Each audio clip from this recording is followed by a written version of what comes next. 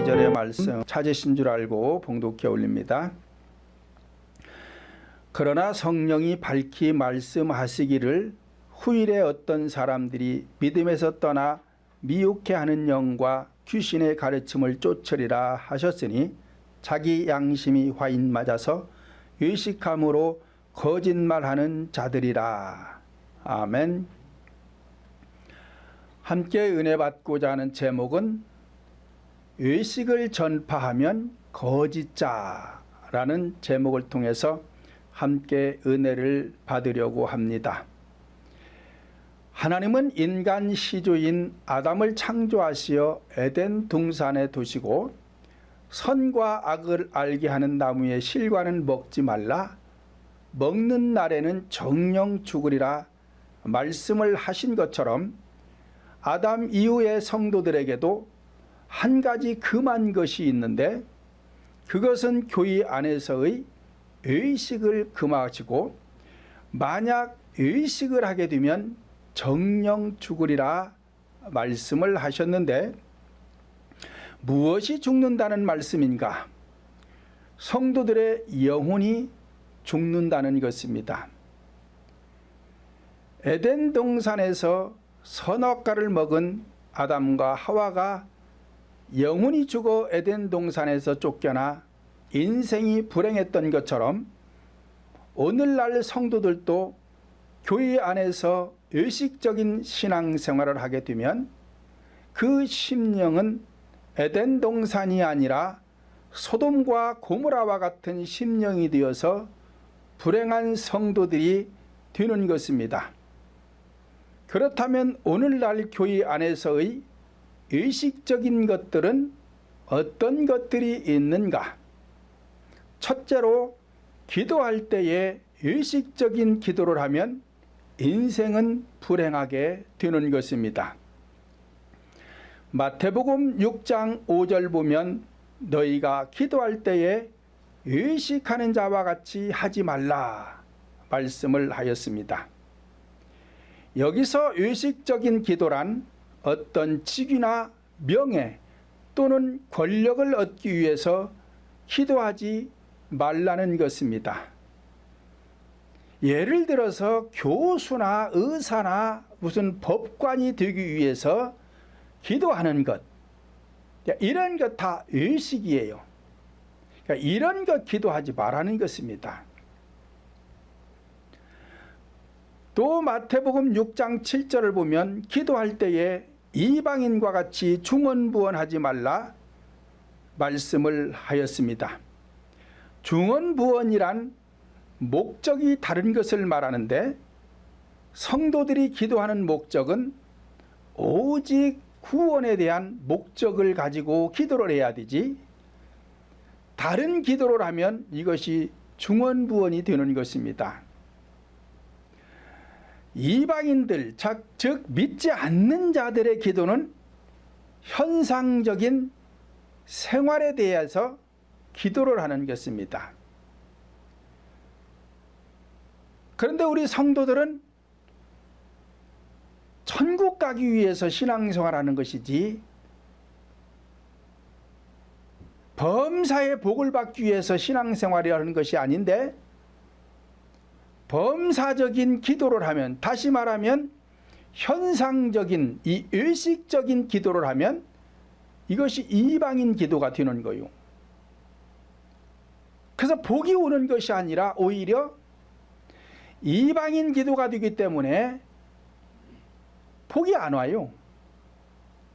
그런데 오늘날 많은 성도들이 의식적인 기도를 많이 하고 있는데 잘못된 것입니다.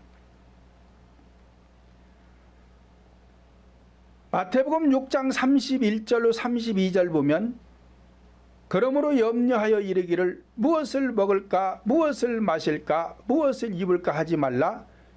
이는 다 이방인들이 구하는 것이라 너희 천부께서 이 모든 것이 너희에게 있어야 할 줄을 아시느니라 말씀을 하였습니다. 그러므로 성도들은 생활에 대한 것도 기도하지 말라는 것입니다. 그러니까 기복적인 것은 구하지 말라. 자, 이런 건 다 이방인들이 구하는 것이다. 앞에서 말씀드린 대로 이방인이라는 것은 예수를 믿지 않는 사람들. 자, 이 사람들의 기도는 무당들이나 스님들이나 다른 기타 종교들은 목숨을 위해서 무엇을 먹을까 마실까 입을까, 명예를 위해서 내가 교수가 될까 의사가 될까 법관이 될까 권력을 가질까 이런 거에다 대고 기도를 하는데, 성도들은 이런 기도를 하면 망하는 거요. 천국 갈 수 없어요. 그래서 이런 거 기도하지 말라는 것입니다. 그렇다면 성도들은 어떤 기도를 해야 영원히 구원을 받고 행복할 수가 있는가? 마태복음 6장 33절 보면 너희는 먼저 그의 나라와 그의 의를 구하라. 그리하면 이 모든 것을 너희에게 더하시리라 말씀을 하였습니다. 이와 같이 성도들이 그의 나라인 성령을 받고 그의 의인 마음의 지경을 넓혀 거룩하게 하여, 다시 말씀을 드리면 큰 믿음으로 성장하여 이 모든 것 범사적인 복을 받으려면 어떻게 기도를 해야 하는가? 고린도전서 14장 15절 보면 그러면 어떻게 할꼬? 내가 영으로 기도하고 또 마음으로 기도하며 내가 영으로 찬미하고 또 마음으로 찬미하리라 말씀을 하였습니다. 영으로 마음으로 기도한다는 것은 회개 기도를 뜻하는 것입니다. 그런데 영으로 마음으로 기도하고 찬양하는 것은 매우 힘들고 어려운 것이며, 이것을 사도 바울은 큰 비밀이다라고 말씀을 하셨습니다. 큰 비밀이라는 것은 아무나 모른다는 얘기예요. 현상적으로도 국가의 큰 비밀, 이 1급 비밀은 아무나 모르는 것입니다. 몇 사람만 아는 거요. 이와 같이 영으로 마음으로 기도하고 영으로 마음으로 찬미해서 찬양을 해서 구원을 받는 것, 성령을 받는 것은 큰 비밀이다. 아는 사람이 많지 않다는 거 이거요. 그러므로 과거나 오늘날에도 성령을 받아 거듭나는 자들이 적은 것은 큰 비밀인 영으로 마음으로 기도하고 영으로 마음으로 찬양하는 법을 모르기 때문에 그런 거예요. 이것을 알면 신앙에 대해서는 복을 받을 수가 있어요. 근데 이거를 모르니까 성도들이 오랜 세월 수십 년 신앙생활을 해도 복을 못 받는 이유는 영으로 마음으로 기도하고 영으로 마음으로 찬양할 줄 알아야 되는데, 이것이 안 되면 사실은 구원받기도 어렵고 현세를 살아가면서 행복하기도 어려운 것입니다. 시편 103장 1절로 5절 보면 내 영혼아 여호와를 송축하라. 내 속에 있는 것들아 다 그 성호를 송축하라. 내 영혼아 여호와를 송축하며 그 모든 은택을 잊지 말지어다. 그리하면 저가 내 모든 죄악을 사하시고 내 모든 병을 고치시며 내 생명을 파멸에서 구속하시고 인자와 긍휼로 관을 씌우시며 좋은 것으로 내 소원을 만족해 하시며 내 청춘을 독수리같이 새롭게 하시는도다 라고 하였습니다. 그러니까 모든 질병이 고침을 받고 모든 죄가 사함을 받고 생명이 파멸해서 구속하시고 하나님의 인자와 긍휼을 받고 좋은 것으로 내 심령이 만족해 되고 내 청춘이 독수리같이 새롭게 되려면 영으로 마음으로 기도하고 영으로 마음으로 찬양하라는 거예요. 내 영혼아 영과 혼아 여호와를 송축하라 찬양하라. 내 속에 있는 것들아 다 그 성호를 송축하라. 다라는 건 뭐예요? 다. 다도 영과 혼이요. 내 속에 있는 것들아. 인간 속에 뭐가 있어요? 영과 혼이 있죠. 그러니까 다 그 성호를 송축하라.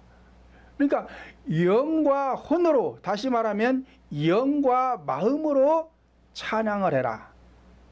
그러면 영과 마음으로 찬양을 하기 위해서는 먼저 앞에서 말씀한 것처럼 영으로 마음으로 기도가 되는 사람에 한해서 영으로 마음으로 찬양을 할 수가 있는 것이지, 영으로 마음으로 기도가 안 되는 사람은 영으로 마음으로 찬양할 수가 없어요.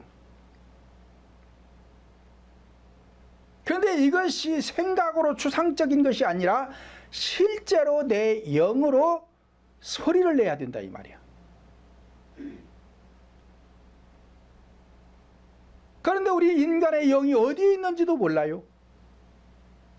수십 년 신앙생활을 했는데도 우리 인간의 영이 어디 있는지를 몰라. 그러니까 영에서 소리내기도 어려운 거예요. 이게 비밀이라는 거예요. 비밀.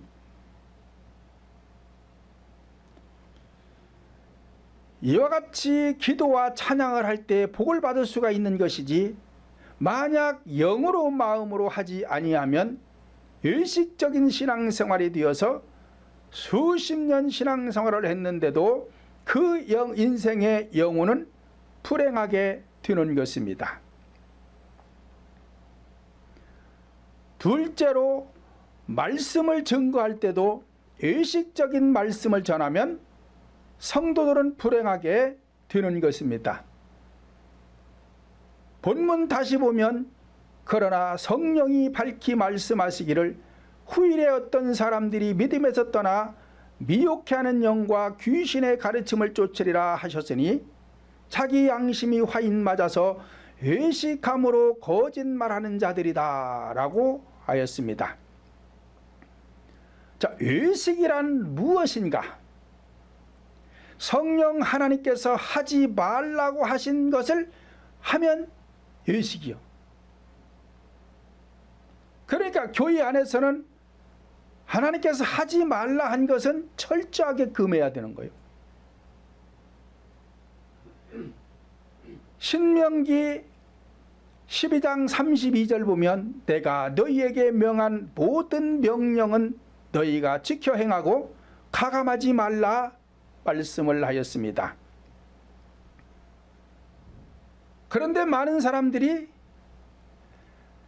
해야 할 말씀은 잘 안 해요. 하지 말아야 할 것은 많이 해. 그러면 이게 되겠어요? 이건 신앙 아닙니다. 종교생활이지 이건 신앙생활 아니에요. 많은 분들이 하나님께서 하지 말라고 한 것은 많이 해. 하라고 한 것은 또 별로 안 해.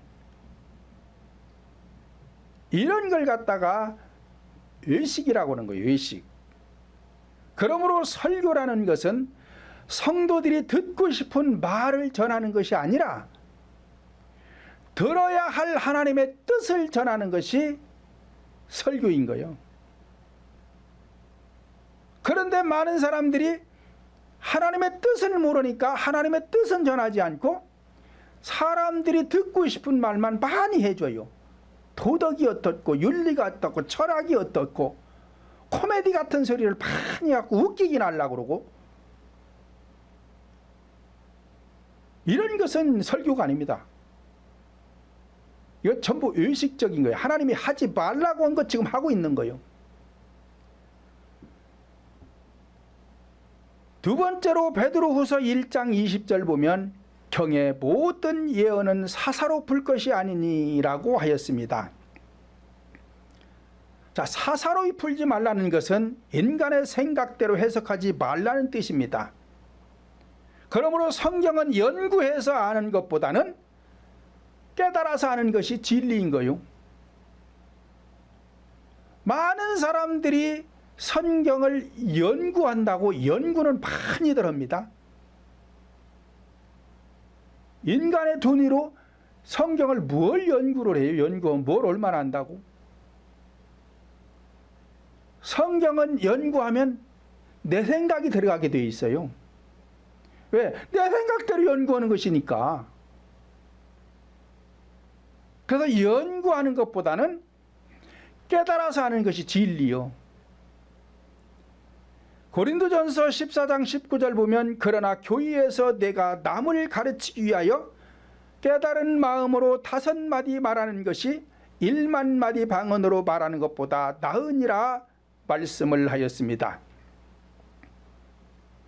예수님께서 마태복음에 보면은요, 마태복음 13장에도 보면은 씨 뿌리는 비유를 말씀하고, 그러고 나서 천국에 대해서 7가지를 쭉 말씀하세요. 그러고 나서 제자들에게 내 말을 깨달았느냐 하고 물어요. 그러니까 제자들이 처음에는 못 깨닫는다 그래요. 그리고 다시 설명해 주니까 뒤에 가서 깨달았나이다 그러고 대답을 해요. 그러니까 성경이라는 것은 하나님 앞에 질문을 해가지고 연구를 하는 게 아니라 질문을 하는 거예요. 질문을. 그러면 성령님이 가르쳐주게 돼 있어요. 근데 성령님이 어떤 한 구절을 알려주려면은 이거 금방 뭐 한두 시간 기도해서 알려주지를 않아요. 어떤 한 구절을 아는데도 수개월씩 걸립니다. 그러니까 이건 힘들잖아요. 그러니까 깨달으려고 하지 않고 물으려고 하지 않고 자기 생각대로 연구를 하려고 그래요. 그러니까 안 맞습니다. 이거 안 맞아요. 맞지를 않아요. 안 맞게 돼 있어요. 그래서 교회에서 남을 가르치기 위해서는 깨달은 마음으로 5마디 말하는 것이 1만마디 방언으로 말하는 것보다 낫다.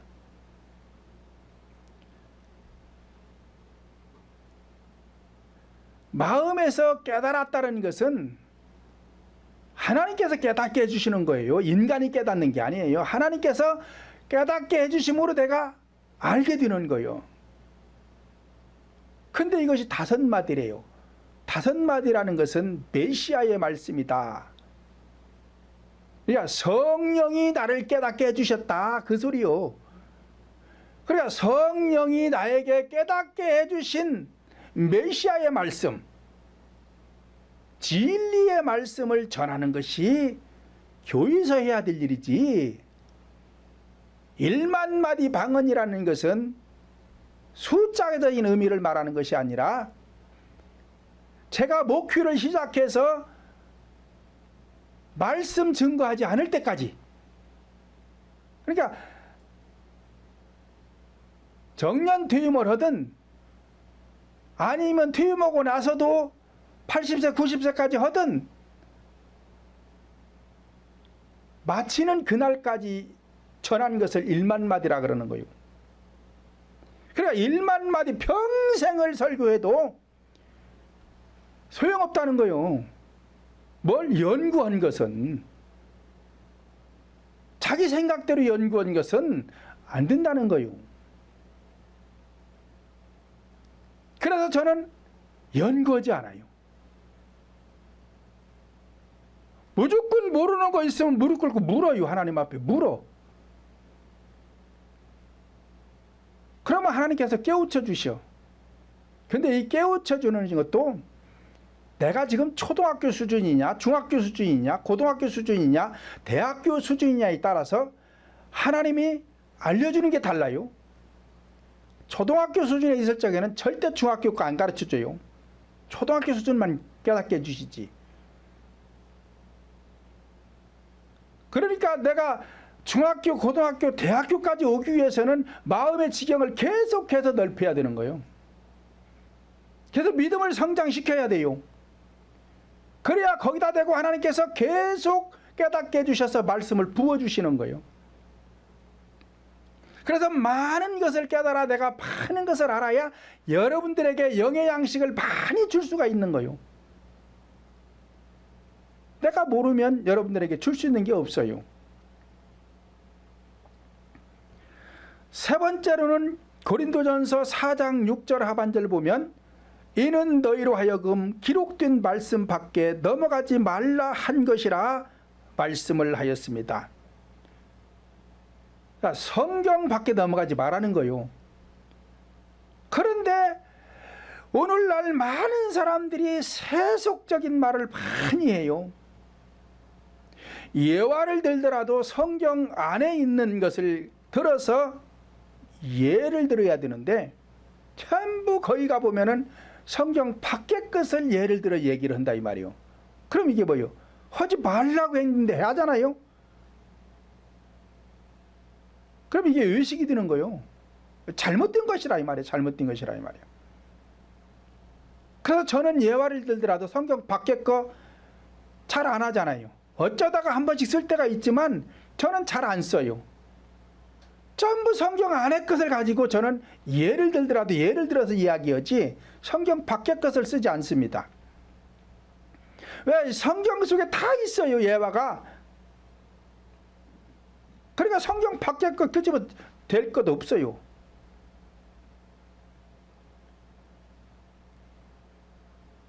그런데 어떤 분들은 아무 생각 없이 예를 들어서 말하는 분들이 많습니다. 그래가지고서는 어디 뭐 차를 타고 가다가 무슨 뭐 나무를 보고서는 무슨 뭐 설교가 떠오른다나?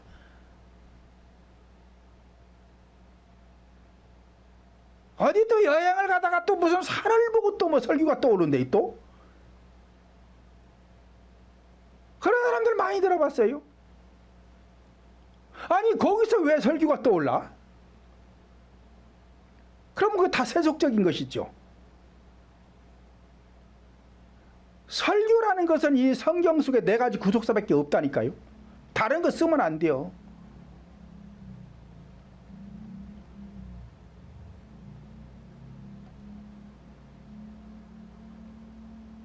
네 번째로는 고린도후서 2장 17절 보면 수다한 사람들은 하나님의 말씀을 혼잡하게 전하고 있지만 나는 순전한 말씀만 전한다 라고 바울 사도가 말씀하였습니다. 자, 이 혼잡이라는 것은 설교할 때 순서에 따라서 말씀을 전해야 하는데 이 순서가 바뀌면 이 뒤죽박죽이 됩니다. 그럼 이 뒤죽박죽이 되면 혼잡하다 그러는 거예요. 모든 일에는 순서가 있는 거예요. 현상적인 것들도 그래요. 현상적인 것들도 모든 것은 순서가 있는 거예요. 이 순서가 바뀌면 안 맞아요. 안 맞게 돼 있어요. 우리 신앙이 그렇단 말이에요. 신앙은 더 철저하게 순서를 지켜야 돼. 그러니까 앞에 가야 될 것이 앞에 가고 뒤 따라가야 할 것이 뒤에 따라가야 되는데 앞에 갈 것이 뒤로 가고 뒤로 갈 것이 앞으로 가고 중간에 갈 것이 또 앞으로 가고 중간에 갈 것이 뒤로 가고 막 설교를 하는데 무슨 말인지 알아들을 수가 없어.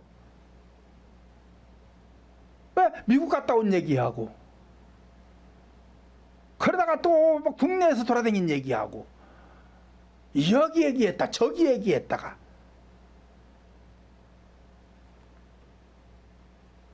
제가 목요일 날이면 강의를 하러 가는데요. 저만 하는 게 아니라 2명, 3명이서 이렇게 돌아가면서 강의를 하는데 강의하는데도 그래? 강의하는데도 구체적이고 논리적이고 과학적으로 강의를 해줘야 되지. 여기 강의하다가 저기 가서 강의하다가 또 저쪽에 가서 또 강의하다가 돌아와가지고 또 여기 강의하다가 막 뒤죽박죽으로 막 강의하는 사람이 있어요. 제가 이런 소리를 하는데도 그 사람은 못 알아듣는가 봐. 계속 그렇게 해. 계속 그렇게 해. 이건 강의 아니에요. 그러면 그런 사람들이 설교할 때 어떻게 하겠어요? 설교도 마찬가지지. 설교도. 그래서 이 설교라는 것도 반드시 구체적이어야 돼요. 논리적이어야 돼요. 과학적으로 이렇게 탁 맞아야 돼요.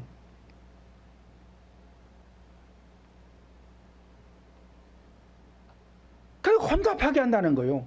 어떤 사람들이 수다한 사람들이 수많은 사람들이 그렇지만 바울 사도는 그렇게 안 한다는 거예요.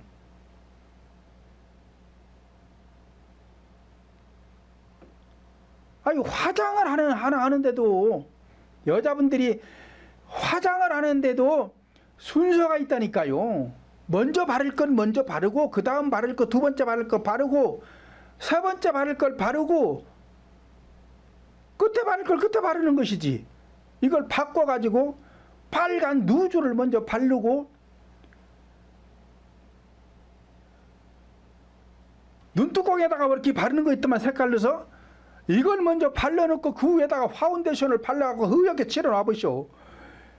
이게 제대로 모양이 나오겠냐 이 말이오. 더 안 이뻐요. 이렇게 해놓으면은 이 순서대로 해야 이쁜 것이지. 그런데 수다한 사람들이 하나님의 말씀을 전하는데 이게 혼잡하게 하고 있다는 거예요. 뒤죽박죽이라는 거예요. 순서가 없어. 순서가 없어. 어떤 것을 먼저 말하고 뒤에 말해야 될 것이 무언지를 몰라. 서론과 본론과 결론은 얘기를 하는데 서론이 서론이 아니고 결론이 아니요. 이렇게 되면 안 된다 이 말이요. 다섯 번째로는 이사야 58장 13절 14절 보면 만일 안식일에 내 발을 금하여 안식일을 일컬어 즐거운 날이라 여호와의 성일은 존귀한 날이라 하여 이를 존귀히 여기고 내 길로 행치 아니하며 내 오락을 굳지 아니하며 사사로운 말을 하지 아니하면 내가 여호와 안에서 즐거움을 얻을 것이라 내가 너를 땅의 높은 곳에 올리리라 말씀을 하였습니다.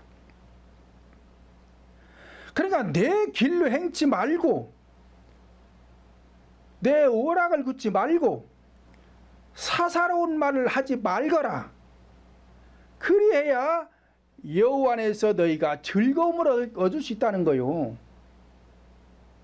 자, 그렇지 않으면 즐거움을 얻지 못하니까 불행하지요. 인간이 불행하지요.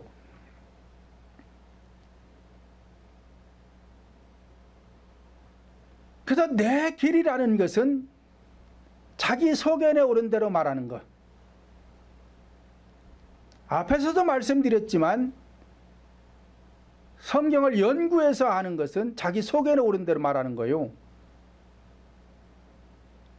그래서 깨달아서 알아야 하나님의 뜻을 전하는 것이고, 오락이라는 것은 지금 말씀드리는 하나님께서 하지 말라고 한 것을 하면 하나님 앞에 장난치는 거예요. 장난치는 거. 오락이라는 게 뭐예요? 장난치는 거 말하죠. 장난치고 노는 걸 갖다가 오락이라 그러잖아요. 여호와의 성일은 거룩한 날이라서 존귀히 하라. 하나님 앞에 존귀한 예배를 드려야 되는데 그렇지 못하고 하나님께서 하지 말라고 행위를 하고 있으니까 하나님이 보실 때 지금 장난치고 있고 놀고 있는 거예요. 놀고 있는 거. 이걸 갖다가 오락이라 그런다 이 말이에요. 나는 여기 서서 열변을 토합니다. 막 침을 튀겨가면서 열변을 토하는데 하나님이 하지 말라고 한 것을 열변을 토하고 있어. 그러면 하나님이 보실 때 장난치고 있는 거요. 이거 오락하는 거요. 우리나라 대표적인 분 한 분 있어. 그 사람은 가는 데마다 오락적인 얘기만 해. 코미디 같은 소리를 했고 성도들 웃기는 소리만 했었고, 이거 다 의식입니다. 하나님께서 하지 말라고 한 거요. 그런 기쁨을 주라는 게 아니요.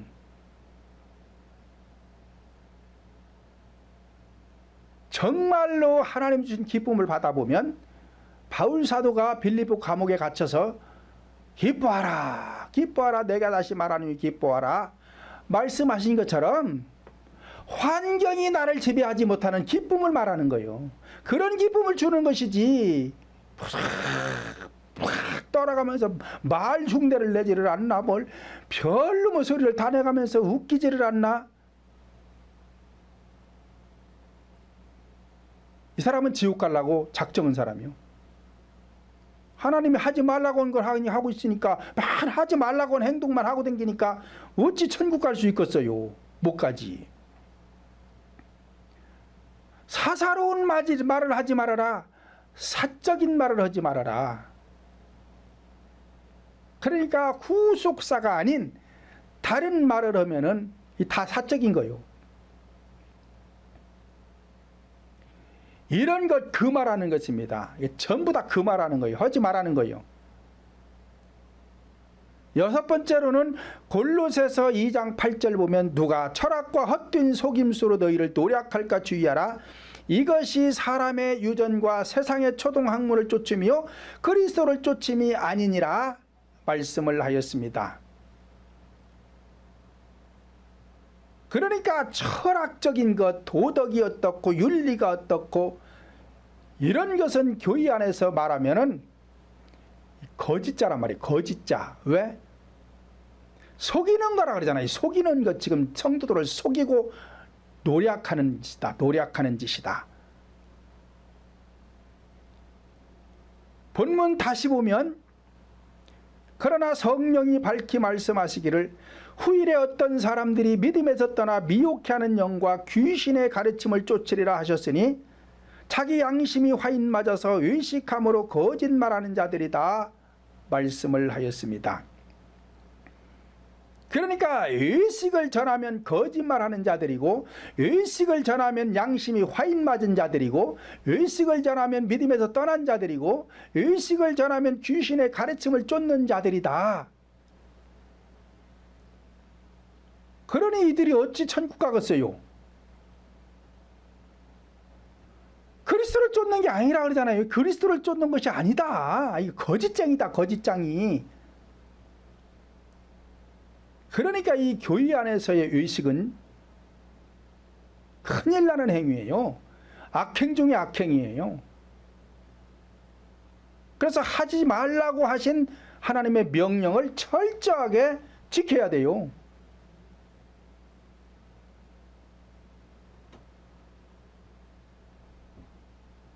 마태복음 23장 13절 보면 화 있을진저 의식하는 서기관들과 바리새인들이여 너희는 천국문을 사람들 앞에도 닫고 너희도 들어가지 않고 들어가려 하는 자들도 들어가지 못하게 하는도다 라고 하였습니다.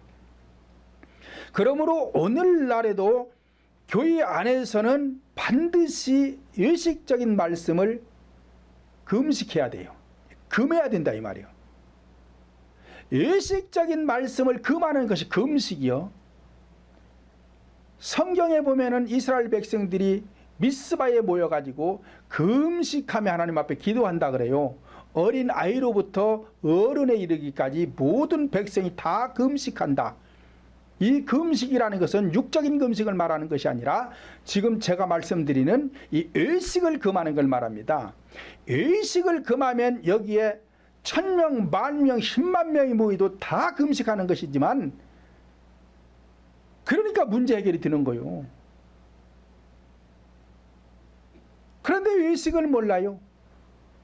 의식을 모르니까 아무 말이나 막 해가지고 천국도 못 가는데 천국 가는 것처럼 말하니까 이게 거짓이라는 것입니다. 그리고 의식하는 자들은 거짓말하는 자들이라는 것은 어떤 것을 거짓이라고 하는 것인가? 성령 하나님께로부터 받지 않은 것을 말하면, 다시 말씀드리면 내 안에 이루어지지 않았는데 말하면 이것을 거짓자라 그러는 거예요. 왜냐? 받아보지 않은 자는 알 수가 없습니다. 이 영의 일은 하나님께로부터 받아보지 않으면 알 수가 없는 거예요. 그런데 아는 척하니까 이 거짓이라는 거예요. 그러므로 내 안에 이루어진 것이 없다면 아는 척하기 때문에 거짓말쟁이가 되는 것입니다. 그러므로 하나님께로부터 받아야 돼요. 무엇을 받아야 하느냐? 첫째로 사도행전 2장 38절 보면 예수 그리스도의 이름으로 각각 회개하고 세례를 받아라. 그리고 죄 사함을 얻으라. 그리하면 성령을 선물로 받으리니 라고 하였습니다. 그러니까 회개 기도를 철저히 해서, 세례라는 것은 내 안에서 악을 죽이는 것을 세례라고 그러는 것이고, 그렇게 해야만이 죄 사함을 얻고, 그리하면 성령을 선물로 받으리니. 그러니까 그렇게 안 하면 성령 선물로 안 주세요. 그런데 앞에서 말씀드린 대로 회개 기도라는 것은 영으로 마음으로 해야 되는데 이것이 엄청 어렵고 힘들다. 그래서 아는 사람이 별로 많지가 않다. 그래서 큰 비밀이라고 하는 것이다.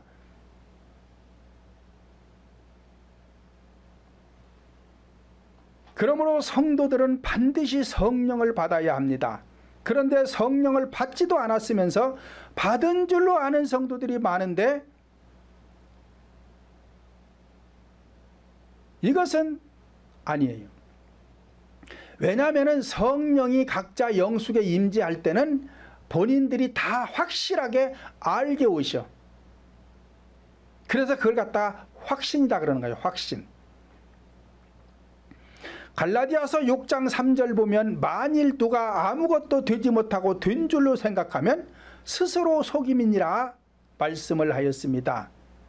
이와 같이 영적인 은혜 체험이 실제로 이루어지지 않으면 모르고 말하기 때문에 속이는 자가 되는 거예요. 두 번째로는 에베소서 2장 8절 보면 믿음의 선물도 받아야 됩니다. 성령께로부터 믿음도 받아야 있는 것이지, 내가 아무리 믿습니다 한다고 믿음 있는 게 아니에요. 그건 내 믿음이고, 성령 하나님께로부터 믿음의 선물을 받은 자만이 믿음이 주어지는 것입니다. 세 번째로는 요한복음 14장 27절 보면 나의 평안을 너희에게 주노라 말씀하였습니다. 성령께서 주신 평안은 죽음 앞에서도 두렵지 않은 평안을 말합니다. 그래서 예수님께서 십자가에 못 박혀 죽으시면서도 두렵지가 않았기 때문에 저들의 죄를 용서해달라고 하나님께 부탁할 수 있었으며, 그 평안을 누가 받았어요? 스데반 집사가 받았습니다. 이러한 평안을 말하는 것입니다. 네 번째로는 요한복음 15장 11절 보면 내 기쁨이 너희 안에 있어 너희 기쁨을 충만케 하려 함이니라 말씀하였습니다. 자, 이 기쁨을 누가 받았어요? 바울 사도가 받았단 말이에요. 그러니까 감옥에 갇혀서도 밖에 있는 자들에게 기뻐하라 기뻐하라, 내가 다시 말하니 기뻐하라, 이게 보통 기쁨이냐 이 말이요. 환경이 나를 지배하지 못하는 기쁨을 하나님께로부터 받았기 때문에 지금 피투성이가 되어 족쇄가 채워진 상태에서 감옥 안에서 기뻐하라는 거예요. 자, 이런 기쁨 받아 보아야 기쁨에 대해서 말할 수 있는 자격이 있는 거라 이 말이요. 다섯 번째로는 골로새서 3장 14절을 보면 사랑을 받은 의원 누가와 또 데마가 너희에게 문안하느니라 말씀하였습니다. 그러니까 이런 자들을 영접해야 되는 거예요. 하나님께로부터 사랑을 받은 지도자, 이런 사람을 영접해야, 그러니까 쉽게 말하면 이런 교회 와서 신앙생활을 해야 이런 복을 받을 수 있다는 게 있는 거 아니냐 이 말이요. 받은 것이 없는데 여러분들에게 뭘 줘요? 줄 게 없어. 그러면서 아는 척하는 거예요. 그러니까 이게 다 거짓이라는 거예요. 여섯 번째로는 골로새서 3장 13절 보면 주께서 너희를 용서하신 것과 같이 너희도 그리하라 말씀하였습니다. 자, 하나님께로부터 용서를 받으면 미움이 떠나가 버립니다. 그래가지고 성령께로부터 용서의 은혜를 받으면 어떠한 경우에도 미워하지를 않아요. 어떤 사람이 나를 모함하고 별소리 다 해도 밉지가 않는 거예요. 이런 은혜를 받아봐야 미워하지 말라 말할 수 있는 것이지, 나는 누구를 미워하면서 내가 성도들에게 미워하지 마세요 할 수 있냐 이 말이요. 마태복음 10장 1절 보면 예수께서 그 12 제자를 부르사 더러운 귀신을 쫓아내며 모든 병과 모든 약한 것을 고치는 권능을 주시니라 말씀을 하였습니다. 이와 같이 성령 하나님께로부터 복을 받은 자가 구원의 복을 말할 수 있고, 믿음에 대해서, 평안에 대해서, 기쁨에 대해서, 용서에 대해서, 사랑에 대해서 능력 행할 수가 있는 것이지, 성령 하나님께로부터 받은 것이 없는데 말하면 이러한 자를 갖다가 거짓자라고 성경은 말씀하고 있는 것입니다. 왜냐? 받은 자 외에는 알지 못하기 때문에. 그러므로 성령 하나님께로부터 받은 것이 없이 말하면, 예배를 드리면, 설교하면 이것을 갖다가 의식적인 예배다 그러는 것입니다. 그럼 이 의식적인 예배를 갖다가 고린도전서 10장 20절 보면 대저 이방인의 제사하는 것은 귀신에게 하는 것이요 하나님께 제사하는 것이 아니니 나는 너희가 귀신과 교제하는 자 되는 것을 원치 아니하노라. 그러니까 지금 이방인의 제사라는 것은 교회 밖에 사람들 얘기하는 게 아니라 교회 안에서 지금 하나님 앞에 예배를 드린다고 드리는데 이방인과 같은 행동을 하고 있다 이 말이요. 그러니까 하나님께서 하지 말라고 한 것만 하고 있고 받지도 않았으면서 받은 것처럼 말을 하고 있다 이 말이요. 그러면 이게 전부 다 이방인의 제사가 된다 이 말이요. 그러면 이게 귀신한테 하는 거라는 거예요. 하나님 앞에 예배 드리는 게 아니라 이 말이에요. 그러니까 교회 안에다가 십자가 붙여놓고 성경 가지고 예배를 드린다고 드리고 있지만 이방인과 같은 제사를 드리고 있으면, 예배를 드리고 있으면 이건 귀신한테 하는 것이지 하나님께 하는 게 아니라 이 말이에요. 그러니까 성경이라는 것은 제가 계속 말씀드리지만 이건 능력의 말씀이 아니라 이 말이에요. 이 성경은 현상적인 거란 말이에요. 의식적인 거란 말이에요. 껍질과 같은 거란 말이에요. 그러니까 이 껍질과 같은 말씀을 통해서 알맹이를 건져내야 되는 거예요. 그래서 알맹이를 뽑아내야 되는 거예요. 그걸 갖다 구속사라고 한단 말이에요. 구속사. 그래서 이 구속사를 갖다가 여러분들 심령에 적용을 시켜줘야 되는데 그렇게 할 줄 모르면 이방인 제사가 되는 거예요. 하나님께 하는 게 아니에요. 그래서 하나님께서는 영적인 예배가 아니기 때문에 받을 수가 없어요. 자, 영적인 예배가 아니면 육적인 예배입니다. 그러니까 육적인 예배가 되면 이방인 제사가 되는 거예요. 그렇다면 오늘날 교회 안에서 의식을 금하고 진리의 말씀인 4가지 구속사, 십자가의 도만 전파하려면 현상을 통한 본질과 짝을 이루어야 하는 것입니다. 왜냐하면 모든 현상 속엔 본질이 있기 때문에 그런 것입니다. 이사야 34장 16절 보면 너희는 여호와의 책을 자세히 읽어보라. 그것들이 하나도 빠진 것이 없고 하나도 그 짝이 없는 것이 없으리니 이는 여호와의 입이 이를 명하셨고 그의 신이 그것들을 모으셨음이니라 말씀을 하였습니다. 그러므로 짝이라는 것은 생명의 짝을 말하는데 성경은 이론적인 것입니다. 현상적인 것입니다. 의식적인 것입니다. 껍질과 같은 것으로 상징과 비유로 기록한 것이며 성경 전체는 4가지로 기록을 했는데 역사를 통해서 기록했고 사건들을 기록했고 자연을 통해서 기록했고 계시를 통해서 기록을 했는데 이 4가지를 통해서 여기서 알맹이를 뽑아내는 것은 구속사입니다. 그래서 이 껍질 속에서 알맹이를 뽑아 구속사를 가지고 여러분들 심령에다가 적용을 시켜야 생명이 살아나는 거예요. 왜냐? 성경 전체는 이론적인 것이요 현상적인 것이요 의식적인 것이요 껍질과 같기 때문에 본질은 구속사가 짝이 되는 것입니다. 그러므로 성경은 천독 만독을 해서 전체를 외운다고 해도 껍질 신앙이요 의식적인 신앙이 되는 것입니다.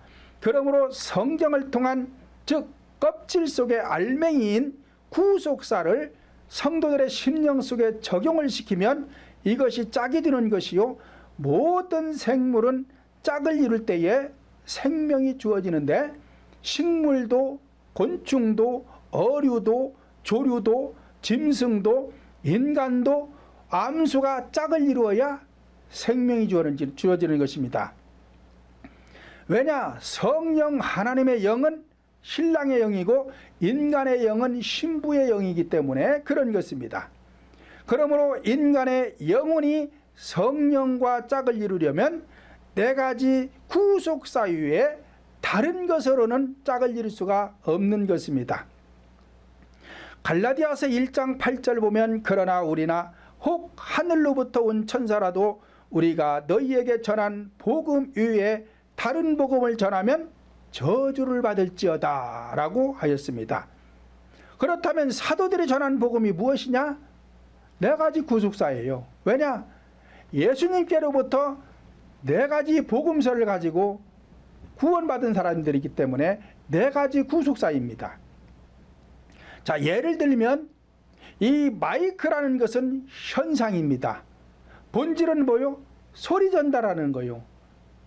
그런데 마이크는 있는데 소리 전달이 안 돼요. 그럼 고장났지요. 본질이 죽은 것입니다. 그러면 이 마이크는 쓸모가 없어요. 버려야 돼요. 성경 속에 역사는 있어요. 역사로 기록한 말씀이 현상은 있는데 본질인 구속사가 없어. 그러면 죽은 거예요. 보이는 에어컨은 현상이에요. 그럼 본질은 뭐요? 시원한 바람을 내는 거예요. 근데 에어컨이 바람을 내지 못해. 시원한 바람을 내지 않으면 현상은 있는데 본질이 죽은 거예요. 그것도 버려야 돼. 쓸모없어요. 성경 속에 사건들은 기록해놨는데 사건들을 통한 구속사가 없어. 본질이 없다 이 말이요. 그러면 쓸모없는 거예요. 보이는 시계는 현상이요 본질은 시간을 알리는 것입니다. 성경 속에 자연을 통해서 기록해 놓은 것들이 있는데 이건 현상이요. 그럼 자연을 통한 구속사가 본질인데 본질이 없어. 그러면 죽은 거예요. 성경이 죽은 것이 아니라 전하는 자가 잘못 전하고 있기 때문에 죽은 거라 이 말이요. 이와 같이 현상은 있는데 본질이 없다면 죽은 것이요 버려야 하듯이 성경이란 현상은 있는데 본질은 구속사가 없다면 죽은 신앙이 되는 것이며 이것을 갖다가 의식적인 신앙이다. 그렇기 때문에 천국 갈 수 있는 게 아니에요. 못 가는 거예요.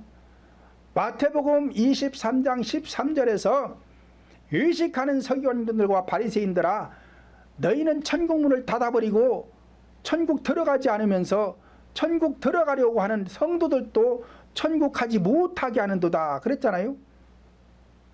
그러니까 이 의식을 해서 천국 가는 게 아니에요. 절대 못 가요. 이거 못 가는 것입니다.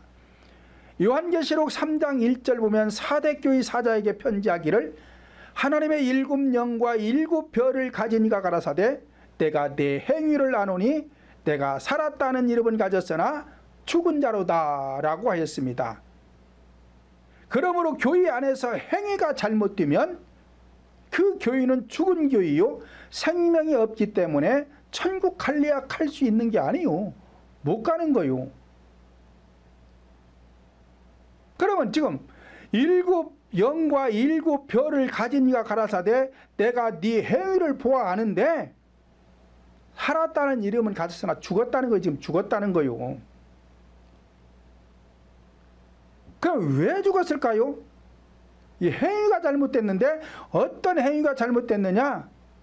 성령 하나님께서 하지 말라 명령하신 말씀을 전하면 잘못된 행위요. 이거 그렇잖아요.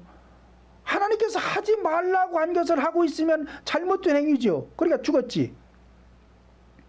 기도도 의식적인 기도를 하면 잘못된 행위요. 왜? 하지 말라고 했잖아요. 이것도 하지 말라고 했는데 하니까 죽은 교회요. 말씀도 의식적인 말씀을 전하면 잘못된 행위가 되어서 자신은 물론이요 성도들까지 천국 못 가게 하는 자로서 악행 중에 악행하는 자요 성령 회방주가 되는 것입니다.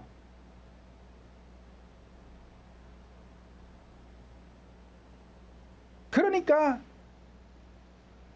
오늘날 교회 안에서의 이 의식이라는 것은 철저하게 금해야 되는 거요. 근데 의식이 뭔지를 몰라. 하나님이 하지 말라고 한 것만 골라서면서도 천국 간대. 아니 누가 오래요? 천국 오라고 해가는 거요. 그러므로 저와 여러분 모두는 의식적인 것을 배제하고 진리만을 전하고 진리만을 받아 누리는 우리 모두가 되시기를 예수님의 이름으로 축원을 드립니다. 살아계신 하나님 감사합니다. 주님의 은혜 감사합니다. 오늘 또 저희들에게